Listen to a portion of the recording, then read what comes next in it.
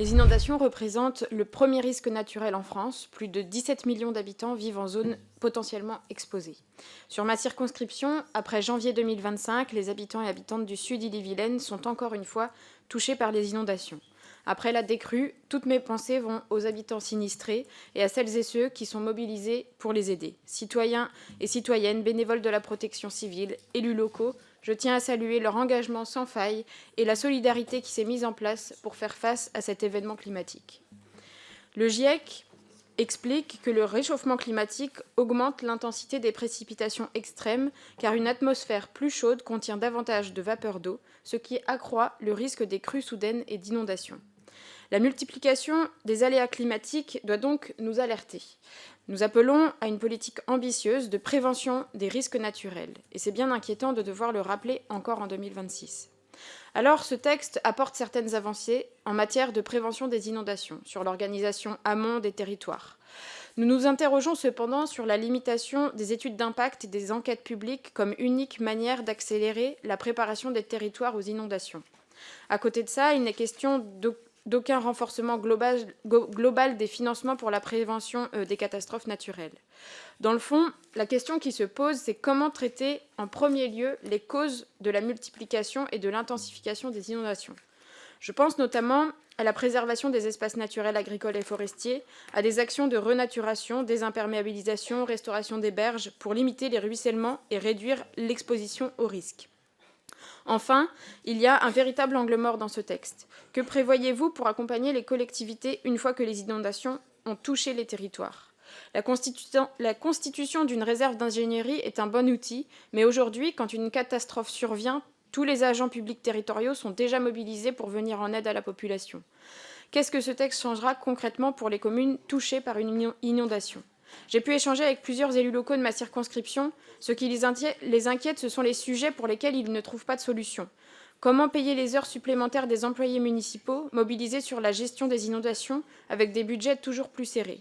Et comment soutenir psychologiquement les personnes qui ont perdu 2 années de suite leur maison, leur commerce ou encore leur production agricole ? Cette proposition de loi aura une portée limitée, alors que la multiplication des aléas demande une véritable ambition politique. Cet amendement, nous souhaitons supprimer l'alinéa prévoyant que les règles générales d'intervention dans les cours d'eau, notamment à la suite d'une inondation ou dans le cadre de travaux d'entretien, soient fixées par décret en Conseil d'État. Un renvoi supplémentaire à un décret en Conseil d'État n'est pas adapté à la réalité des situations d'urgence. Les épisodes d'inondation exigent des interventions rapides et adaptées aux spécificités locales. Les communes ont besoin de financement et d'accompagnement, pas de renvoi réglementaire supplémentaire. Loin de simplifier l'intervention des collectivités territoriales, pour nous, cette mesure risque encore une fois d'entraver leur marge de manœuvre pour faire face aux inondations. Cet amendement n'est pas adopté. Simplifier les procédures d'entretien des cours d'eau ne doit pas se faire au détriment des garanties démocratiques et environnementales.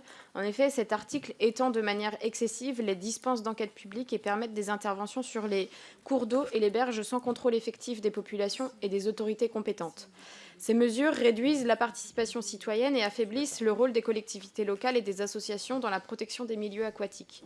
Elles ouvrent la possibilité de réaliser des travaux sur des parcelles privées sans accord explicite des propriétaires et sans évaluation environnementale obligatoire, mettant ainsi en danger les droits fonciers et la préservation des écosystèmes. Dans le cadre de la prévention et de la gestion des inondations, la simplification excessive des procédures favorise une approche ponctuelle et réactive plutôt qu'une stratégie globale et durable. Toute intervention sur les cours d'eau, même urgente, doit être encadrée par des procédures transparentes garantissant la participation citoyenne et favorisant des mesures de prévention et de résilience durable. Ces amendements ne sont pas adoptés. Nous souhaitons ici préciser que le rapport sur les incidences environnementales établi dans le cadre d'un programme d'action de prévention des inondations ne peut en aucun cas se substituer à l'étude d'impact exigée pour un projet de travaux ou d'aménagement, mais peut uniquement le compléter.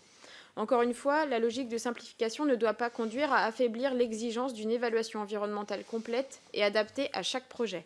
L'étude d'impact analyse de manière précise et circonstanciée les effets d'un ouvrage ou d'un aménagement sur la faune, la flore, les sols, l'eau, les paysages, la santé humaine et les équilibres écologiques, en tenant compte de son implantation exacte, de ses caractéristiques techniques et de ses effets cumulés.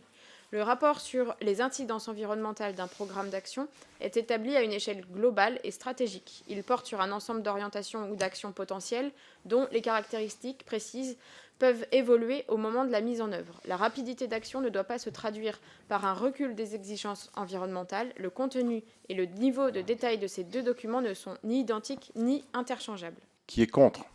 Dans le contexte spécifique de la prévention et de la gestion des inondations, le recours à la RIPM est inadapté. Les collectivités territoriales compétentes en matière de gestion des milieux aquatiques et prévention des inondations sont déjà dotées d'un cadre légal clair pour intervenir dans les situations d'urgence ou d'entretien courant des cours d'eau sans nécessité d'un nouveau renvoi au pouvoir réglementaire. Les communes ont surtout besoin de moyens pour atténuer les causes du dérèglement climatique et pour adapter les villes et villages françaises aux enjeux du dérèglement climatique. Contre?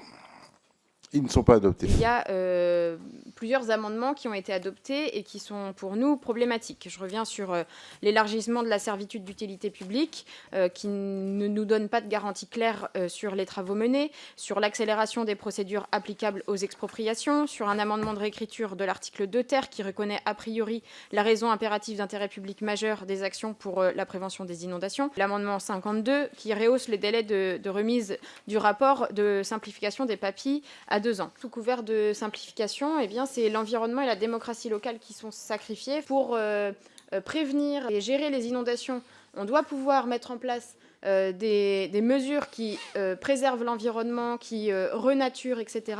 Or, là, on voit bien qu'il y a une simplification justement sur tous les cadres qui permettent de protéger l'environnement. Donc j'ai un peu l'impression que c'est un cercle vicieux là, dans lequel on est en train de s'engager et c'est un peu inquiétant. Le vote d'un texte ne se résume pas au titre de la proposition de loi.